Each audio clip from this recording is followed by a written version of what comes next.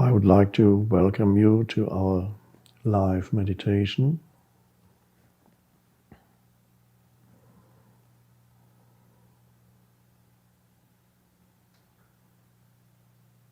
And a special welcome to the participants of the Wisdom 2.0 conference in San Francisco, 300 miles up the road, so to speak, from where I am right now. So welcome to the 2.0 Wisdom Conference people who are with us now.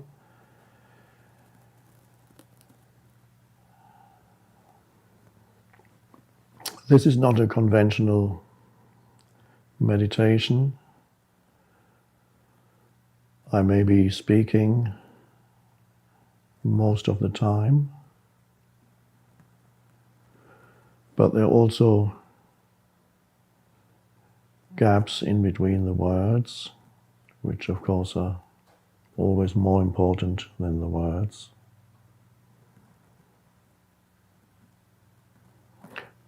And if you're aware of the gaps as much as you're aware of the words, then you're already entering the state of meditation without having to go through any preliminary technique. Not that there's anything wrong with techniques.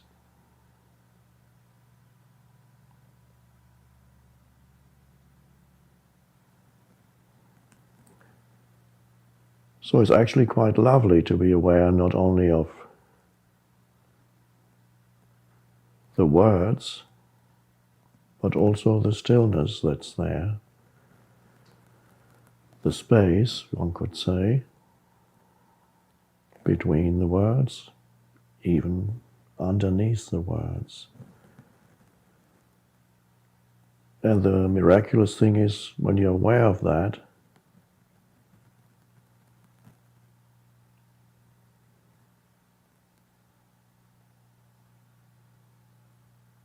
for a brief moment, whenever you're aware of the space, you're not thinking. So the more you're aware of the space, or the spaces, the less absorbed you are in the stream of thinking. And not being absorbed in the stream of thinking, not identifying with the stream of thinking, is meditation. And of course the aim of meditation is that eventually it becomes your normal state of consciousness, in which case you may still want to practice so-called formal meditation because you like it, or you may not.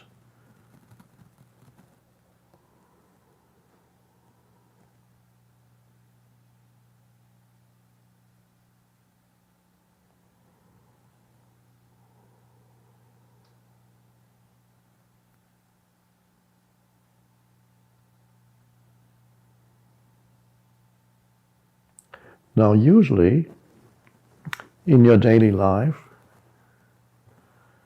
things constantly arise in your field of awareness, demanding attention. Situations, people, things that need to be done. And sometimes things are pulling at you from various directions, demanding your attention at the same time. And when you no longer know where to put your attention, you're beginning to experience so-called stress. Because stress means one thing is pulling this way, another thing is pulling that way, and so you get stress.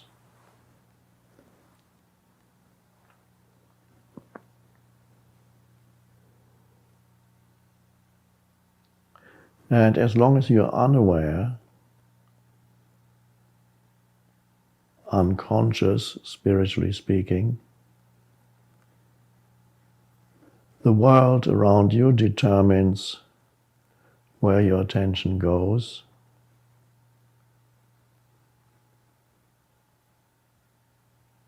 People, situation, events, your electronic devices that go ping when the next text message comes in, or whatever sound it is, or go pong when the next email arrives, and immediately your attention goes there. And then somebody's, oh. So I call that losing oneself in the world.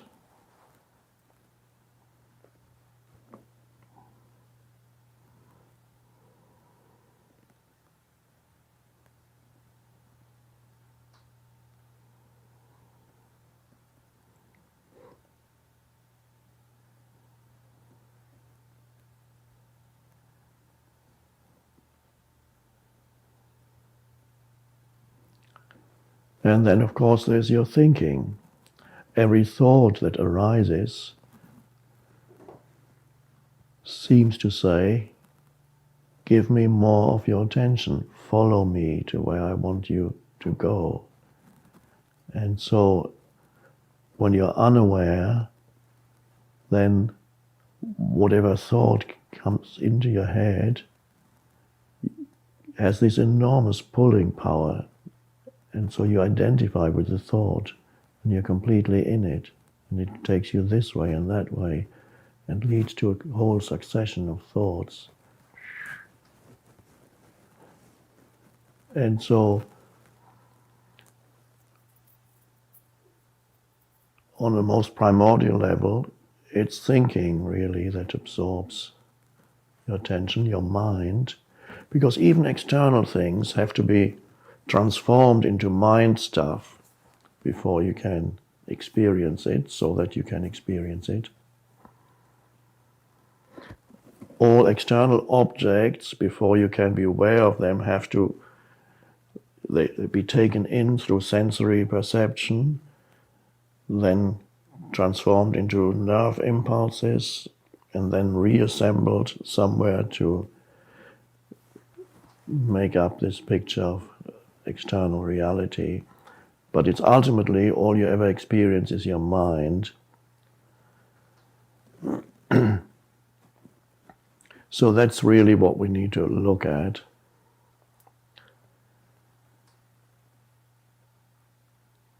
So most people are continuously aware of something,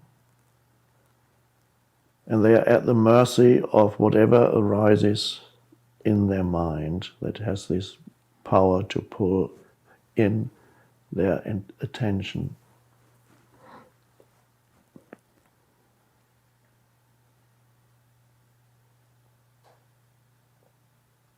One thing you learn in meditation is that you have a choice. You can direct your attention to one thing, and then you can see if you can keep your attention on one particular mind object, which could be becoming aware of your breathing, or it could be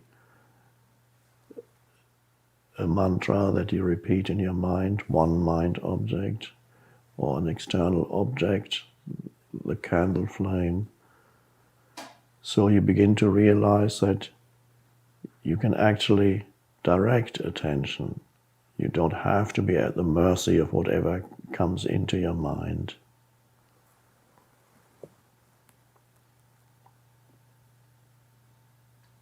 So as we sit here, for example, you can direct your attention. Your attention is, of course, in auditory perception and visual perception. But in addition, you can also have some of your attention on your breathing, for example. You're aware, even as you listen and as you watch, if your eyes are open, you can be aware also that at the same time you're breathing. You're choosing to have some attention there, too.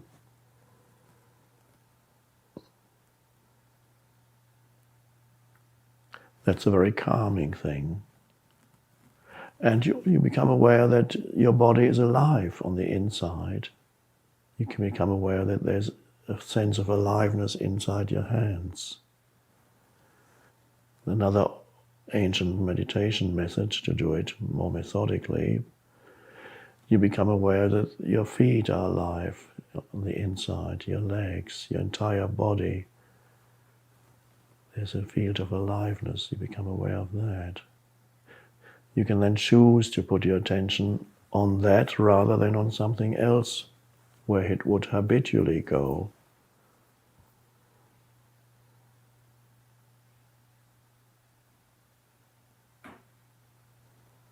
So gradually you become aware of your own power.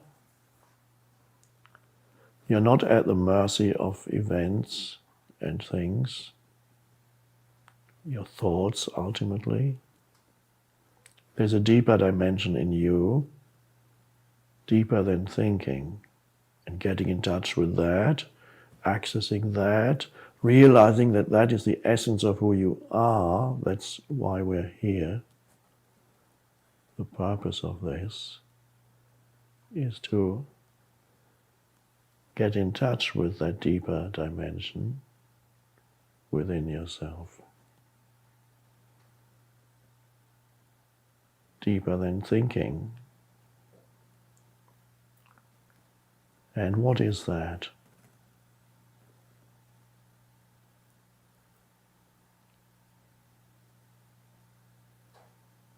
We could describe it as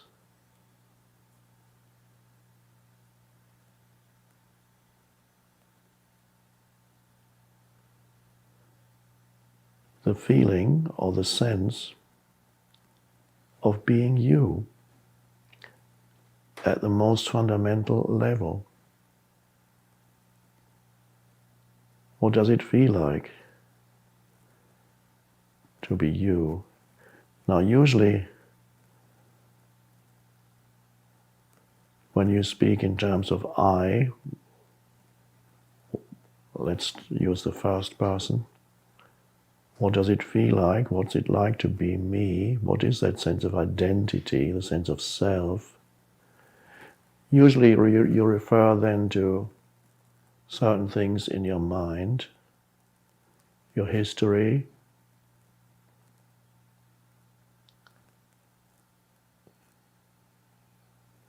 your conditioned mind, the history of me, the story of me and my problems, me and my situation, me and this and this and this.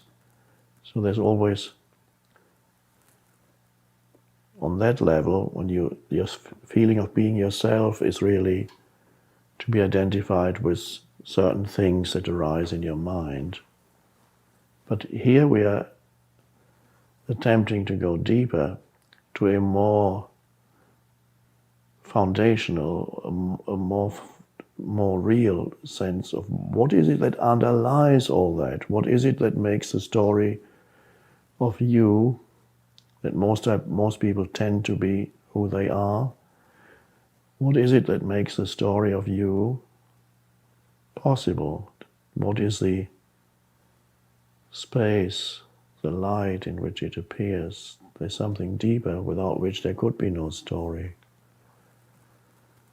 And yet it's not separate from it. And that's always the same. There's a deep sense of beingness or presence in you that is prior and deeper than anything that happens in your life or in your mind. So I'd like you to get in touch with that sense of being you at the deepest level. What does that feel like? And it's a very strange question. So usually then your attention is directed to certain things, objects in your mind. What we're attempting to do here is to ultimately becoming aware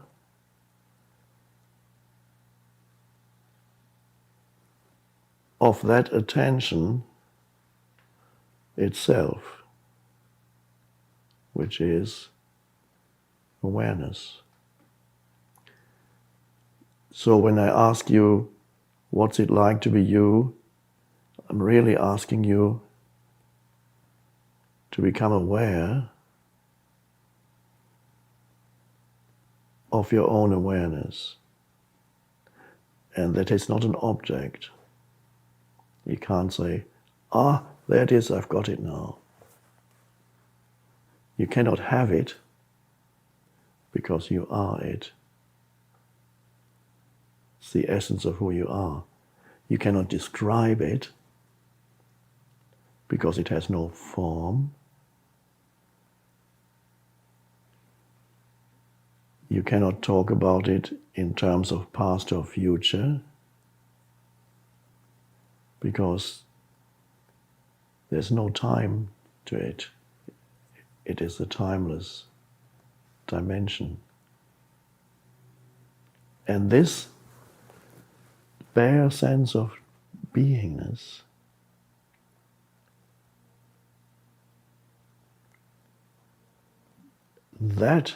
if that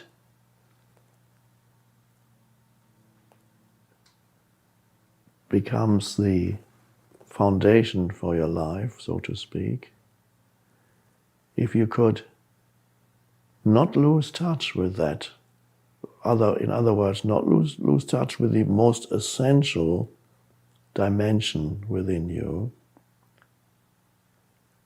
then the way in which you experience this world would change.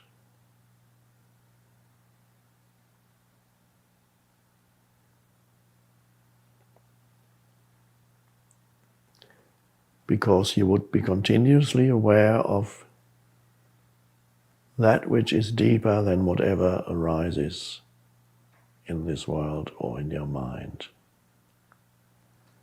And to feel that within yourself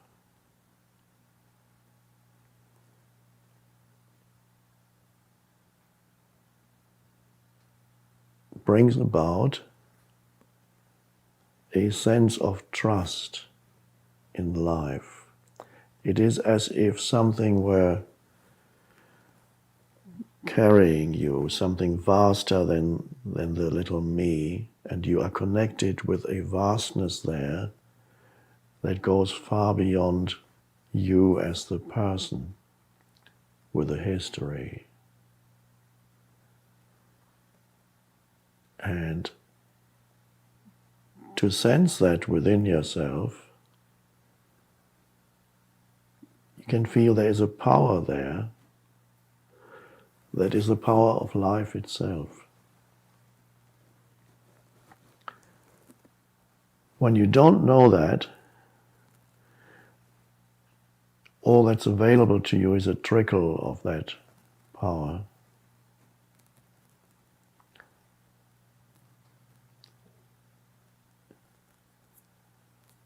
But as you become aware of it, which really means become aware of awareness, become conscious of consciousness, which again, when we use words, it's never quite right. Because the moment we construct a sentence, we create duality, subject and object, and you say, I am aware of consciousness. There you have a subject and an object, which isn't quite right, because there is no I apart from consciousness. So you'd have to qualify it and say, I'm aware of consciousness as myself.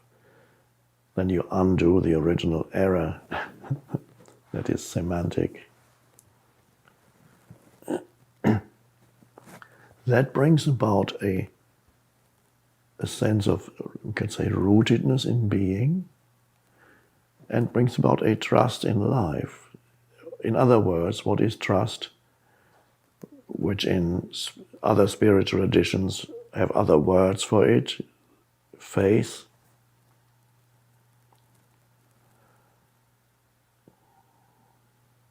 It's the absence of fear. That's really what trust is. So when you're in touch with that within yourself, the world is no longer perceived as a fearful place.